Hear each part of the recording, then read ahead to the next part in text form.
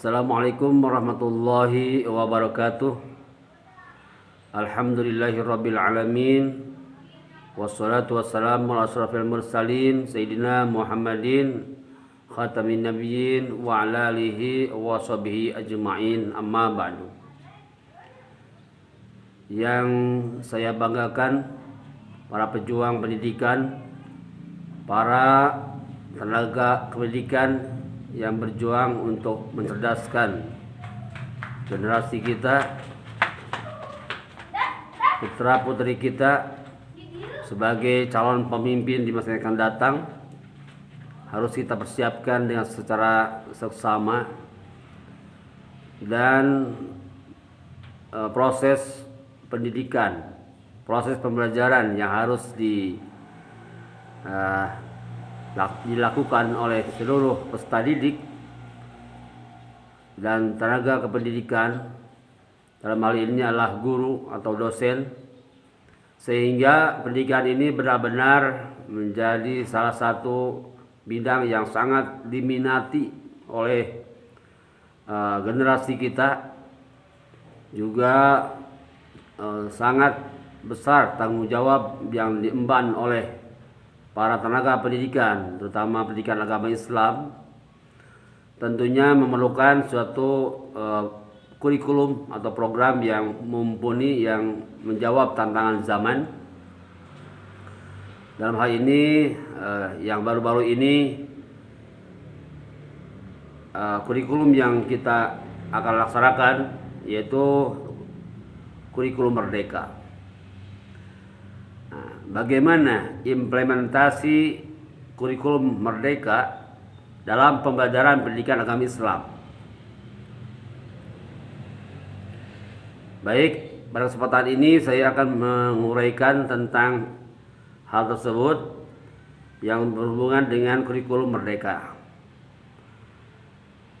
Implementasi kurikulum merupakan penerapan atau pelaksanaan program kurikulum yang telah dikembangkan dalam tahap sebelumnya, kemudian diuji cobakan dengan pelaksanaan dan pengelolaan, sambil senantiasa dilakukan penyesuaian terhadap situasi lapangan dan karakteristik peserta didik.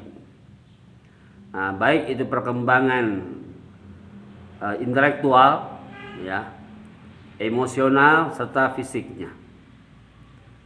Setiap pengembangan kurikulum selain harus berpijak pada sejumlah landasan, juga ini harus menerapkan atau menggunakan prinsip-prinsip tertentu.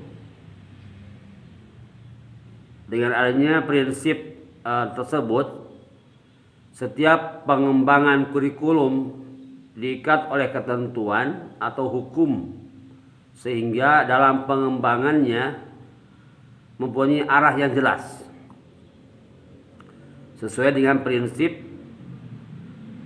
yang telah disepakati bersama. Saudara para tenaga pendidikan, jadi kurikulum yang baik itu tidak akan mencapai hasil yang maksimal jika pelaksanaannya atau implementasi kurikulum tersebut bisa menghasilkan sesuatu yang baik bagi anak didik kita. Komponen strategi pelaksanaan kurikulum meliputi pengajaran, yaitu pengajaran, kemudian penilaian, bimbingan dan penyuluhan, dan pengaturan kegiatan sekolah.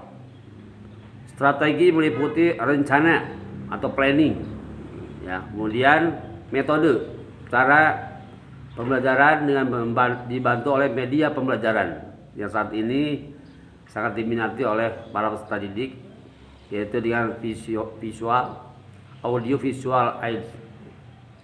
Jadi yang melihat, menyimak, mengamati, mendengar, kemudian memperhatikan juga serta bertanya. Ini merupakan langkah-langkah dalam pembelajaran kurikulum saat ini. Kemudian mensosialisasikan. Jadi siswa dituntut untuk bisa mensosialisasikan dari hasil yang ia amati, dari hasil yang ia bertanya kepada gurunya, serta didiskusikan oleh peserta didik lainnya. Nah, perangkat ini merupakan kegiatan yang direncanakan untuk mencapai tujuan tertentu. Ya. Nah, namun strategi pembelajaran yang merupakan rencana tindakan atau rangkaian kegiatan, termasuk penggunaan metode dan pemanfaatan berbagai sumber daya atau kekuatan dalam pembelajaran. Baik, para tenaga pendidik dan pendidikan yang saya hormati, sebelum menetapkan strategi perlu terlebih dahulu untuk merumuskan tujuan. Ini penting. Jadi dari planning ini kita akan merumuskan tujuan yang akan dicapai dari hasil pembelajaran ini, ya, yang hendak dicapai. Karena tujuan ini merupakan ruh dalam mengimplementasikan kurikulum. Tujuan harus jelas, dapat dirumuskan baik berkaitan dengan tujuan ranah kognitif, afektif maupun psikomotor atau psikomotorik. Guru di sini sebagai ujung tombak dalam pelaksanaan pendidikan merupakan pihak yang sangat berpengaruh dalam proses belajar mengajar. Kepiawaian atau keahlian yang dimiliki, keterampilan yang dimiliki oleh seorang guru dalam kewibawaan seorang guru ini sangat menentukan kelangsungan proses belajar mengajar di kelas maupun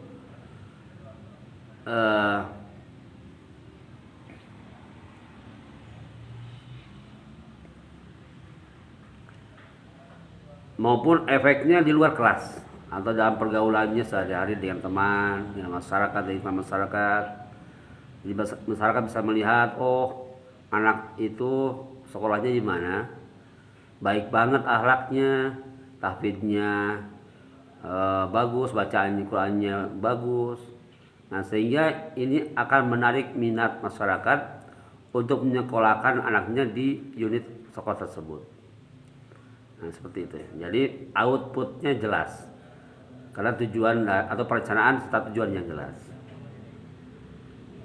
Guru ya, harus pandai juga membawa siswanya kepada tujuan yang hendak dicapai. Ada beberapa hal yang dapat membentuk kewibawaan seorang guru, yaitu antara lain adalah penguasaan materi. Yang pertama adalah penguasaan materi yang akan diajarkan kepada siswa-siswinya. Karena tanpa adanya penguasaan materi, ini sulit untuk mencapai tujuan. Ya, karena seperti hadis mengatakan, idza wusida amru ila ghairi alihi fantajidisa. Apabila suatu urusan ya tidak diserahkan atau tidak dimandatkan pada yang bukan ahlinya, fantadrisa, maka tunggulah kehancurannya. Ini yang sangat kita tidak harapkan. Nah, sementara kita tujuan baik, karena penguasaan kita kurang mumpuni, seperti dalam ilmu tajwid contohnya, ya, dalam ilmu tajwid. Apabila seorang guru tidak mampu untuk mengajarkan tajwid dari segi makhraj hurufnya, dari segi ilmu tajwidnya, mad, lobi, far'i dan lain sebagainya, idhar, idgham, idhar, ifad, iqlab dan sebagainya. Kalau gurunya salah dalam pengucapannya, nah ini tentu siswa pun akan mengikuti salah. Nah, contoh mestinya dibaca samar, in kuntum shadiqin. Apabila guru tidak paham tentang bagaimana cara pengajaran tajwid, akan salah memberikan contohnya. Mungkin bisa seperti ini, in kuntum shodikin, ya, itu jelas salah. Nah, di sini perlu ada seorang guru harus mampu penguasa dalam suatu materi. Ya. Kemudian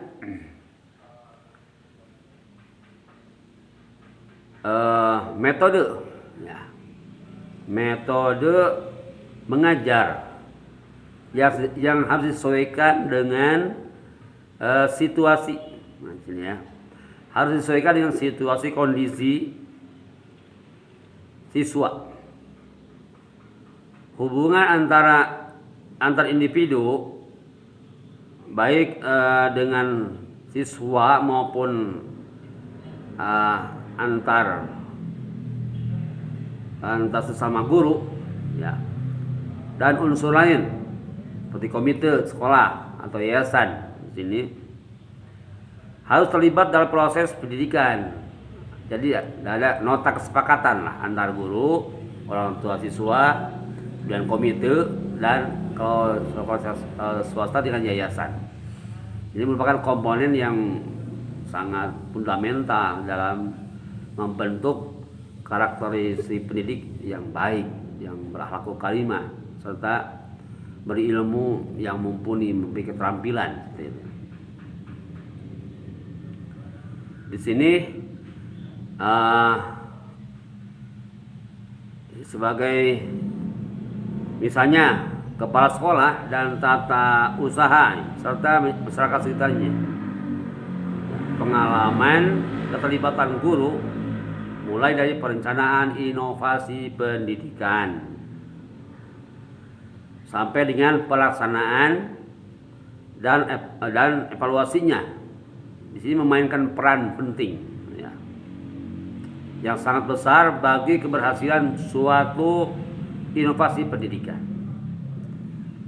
Jadi memang seorang guru itu harus inovatif, ya, artinya bagaimana caranya siswa ini dalam belajarnya ini termotivasi, ingin mampu melakukan sesuatu yang baru atau mencoba sesuatu yang belum pernah dia lakukan. Nah, jadi di sini guru adalah sebagai hanya fasilitator bagi siswa-siswinya. Walaupun memang guru di sini sebagai center atau pusat, ya, pusat kegiatan pendidikan, tapi murid di sini harus dijadikan subjek, bukan objek lagi. Nah, jadi biarlah dia berkreasi, dia mencari solusi sendiri, ya, kemudian mencari sumber yang bisa mendukung akan suatu praktik atau kegiatan tertentu dengan cara diskusi dengan teman lainnya. Ya, jadi di sini gurulah yang utama dan pertama di sini, ya, yang terlibat. Karena apa? Karena guru mempunyai peran yang luas sebagai pendidik, sebagai orang tua juga, sebagai teman, apalagi dengan anak-anak remaja seperti SMA, SMK, ya, atau aliyah. Di sini guru itu harus dijadikan sebagai teman, karena kalau seperti itu, nah, mereka akan segan, mereka akan kurang dekat dengan kita, atau mungkin takut untuk bertanya dan sebagainya. Jadi siswa itu tidak merdeka, ya, artinya tidak bebas dia untuk mengekspresikan yang dia inginkan. Ya. Jadi guru di sini hanya menyalurkan bakat minatnya siswa tersebut, seperti itu. Juga sebagai dokter, kenapa sih sebagai dokter di sini? Karena guru juga harus mampu mengobati luka hatinya mungkin, atau perasaannya, atau mengobati pikirannya yang lagi gabut atau tidak menentu apa yang harus dilakukan, langkah-langkah apa yang harus dilakukan. Nah, di sini adalah guru membimbingnya, ya. Juga sebagai motivator supaya siswa ini memiliki gairah dalam belajar. Jadi pendidikan akan berhasil apabila guru sebagai ahli dalam pendidikan ini, apalagi guru di tingkat MI ya, itu harus segala bisa, harus segala mampu. Jadi seorang guru betul-betul dari mulai perencanaan yang matang, karena gagal dalam perencanaan itu merencanakan kegagalan. Nah, itu rumusnya. Kemudian planning, doing, lakukan. Setelah direncanakan, lakukan. Sebelumnya juga dipersiapkan medianya, kemudian apalagi sarananya yang mendukung dalam pentujuan pendidikan tersebut. Nah, itulah mungkin sedikit kupas tentang implementasi kurikulum Merdeka ini, terutama dalam pembelajaran pendidikan agama Islam. Terima kasih atas perhatiannya. Mohon maaf atas kekurangannya. Assalamualaikum warahmatullahi wabarakatuh. Terima kasih.